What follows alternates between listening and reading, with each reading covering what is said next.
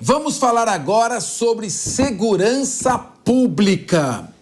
Essas operações que existem são operações que acabam trazendo polêmica, operações que acabam trazendo mortes, e aí nós temos aquele confronto. E depois, se tivermos imagens de operações para ir ilustrando esse debate de várias operações aí pelo país, é importante para nosso espectador acompanhar. Veja só, existem áreas que são dominadas pelo crime organizado. O tráfico de drogas, o tráfico de seres humanos, que hoje é mais lucrativo do que o tráfico de drogas, porque os traficantes dizem, e isso nos dá ânsia de vômito, mas eles dizem, o nosso produto, que é a criança, o adolescente, a mulher, pode ser usado várias vezes como produto de exploração sexual, ao passo que a droga é vendida naquele momento e se esvai. Então, áreas que dominam o tráfico de armas, o tráfico de drogas e hoje o maior mercado ilícito do mundo, que é o tráfico de seres humanos para exploração sexual e extração de órgãos. Estas áreas são dominadas pelo crime organizado. Em morros, favelas, redutos, subjugando e escravizando a população que vive nestas áreas. São as primeiras e principais vítimas, os moradores honestos e trabalhadores destas regiões. E aí, o poder público fica naquela situação. Se ele não toma nenhuma atitude e não entra, o crime organizado cria um estado paralelo. Há regiões e há imagens disso, em que criminosos dão tiro com metralhadoras de alto calibre, alto potencial vulnerante, livremente, sem qualquer tipo de vigilância. Que a polícia chega e é desacatada e é recebida com vários criminosos apontando a arma. A polícia apontando a arma, os criminosos apontando a arma. Então fica a questão, não dá para entrar porque se entrar pode ter confronto com eventuais efeitos colaterais trágicos, como temos visto, ou entra, ou não entra e deixa o tráfico dominar e continuar crescendo. O país deixou isso acontecer. Do início dos anos 80 até 2023, o Estado permitiu a criação de um Estado paralelo, fortemente armado e com muito dinheiro para corrupção e cooptação de agentes públicos. No entanto, o Estado, quando vai reagir, a consequência são as mortes que ocorrem. O que fazer?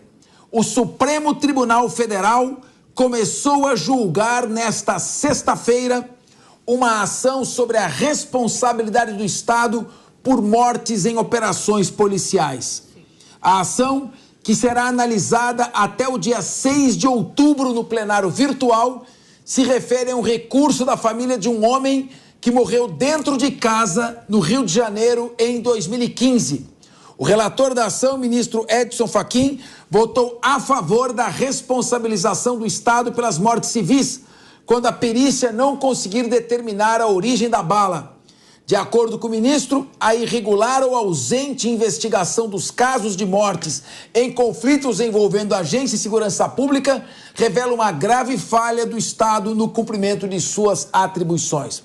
Diego Tavares, eu tendo a concordar com o ministro em razão de um princípio da Constituição, que é a responsabilidade objetiva, ou seja, independentemente do Estado ter culpa ou ter agido com dolo, os seus servidores, a responsabilidade objetiva do Estado, União, Estado, município, pelos atos praticados em seu nome por servidores públicos e seus representantes. Então, claro, o Estado que, se houve uma morte, é necessário verificar se aquela morte tem um nexo causal, foi provocada por algum agente público. Você concorda, mas o Nelson Kobayashi pede uma parte, já peço para dividir a tela entre Diego Tavares e Nelson Kobayashi, Fala o Nelsinho e depois entra o Diego Tavares com tela dividida, porque ele esticou o dedo e falou... Né? Não se segurou. É um esclarecimento para ajudar Por favor, no debate então, de Nelson, todos nós. Explica aí o que seria efetivamente a responsabilização do Estado. Isso é o professor Capesa que tem que explicar, mas a questão é a seguinte... Nelson, por favor, explique para quem está nos assistindo o que significa responsabilidade objetiva do Estado e faça o seu esclarecimento, logo em seguida você está com a palavra. Sim, a responsabilidade objetiva é diferente da responsabilidade subjetiva. Vamos traduzir esse juridiquês aqui. A responsabilidade objetiva é quando não precisa provar culpa, nem dolo, ou seja, nem intenção e nem um mau serviço prestado do Estado.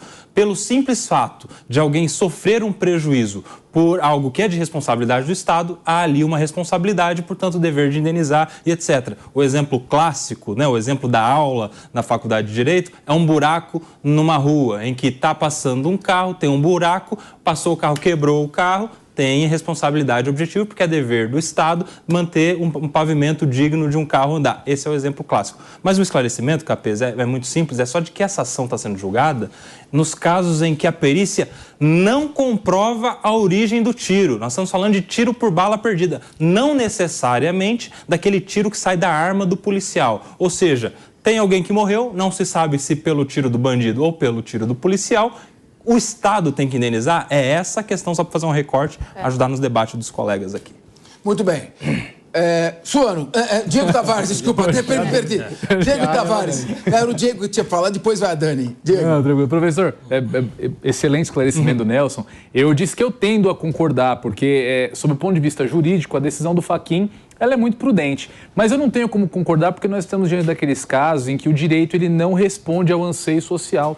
Eu estou muito próximo de muitos policiais, enfim, em razão de diversos fatores, mas eu não me lembro de quando eu ouvi que em um desses cenários de guerra que nós temos, nessas comunidades que são controladas pelo crime organizado, foi possível a realização de uma perícia, um local em que foi alguém vitimado por uma bala perdida. É extremamente difícil para a polícia entrar, e quando nós falamos da perícia forense que faz esse tipo de análise, é também integrante das forças de segurança. Então, simplesmente isso não se realiza. Na prática, o que nós teremos é que toda vítima, toda pessoa que for vitimada em um tiroteio, independentemente de quem seja, a responsabilidade recairá sobre o Estado.